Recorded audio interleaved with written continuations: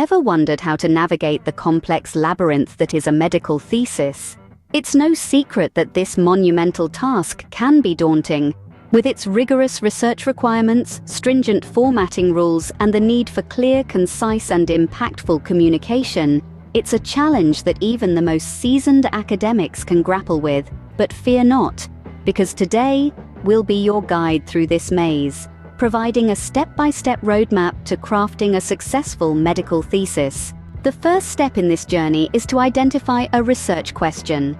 This question serves as the foundation of your thesis. It should be specific, relevant, and should aim to fill a gap in the current body of knowledge.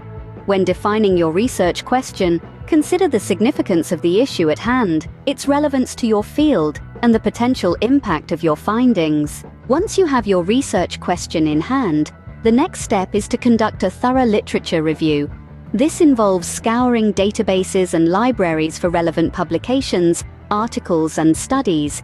The goal is to understand the current landscape of research related to your question. Take meticulous notes and keep track of all sources. This will be vital when it comes to citing your references later on. After you have a solid understanding of the existing literature, it's time to design your study. This involves defining your methodology, selecting your sample size, and determining your data collection techniques. Remember, your study design should be robust and unbiased, allowing you to gather reliable and valid data. Next, we move on to data collection and analysis. This is where you gather your evidence and start to draw conclusions. Depending on your study design, you might be conducting experiments, surveys, or interviews. Once your data is collected, you'll use statistical analysis to interpret your findings. With your data collected and analyzed, you're now ready for one of the most important aspects of writing a medical thesis, the discussion and conclusion. Here, you'll interpret your results in the context of your research question and the existing literature. You'll discuss the implications of your findings, address any limitations, and suggest areas for future research. Finally, the last step is to proofread and edit your thesis. Ensure that your writing is clear, concise, and free of jargon.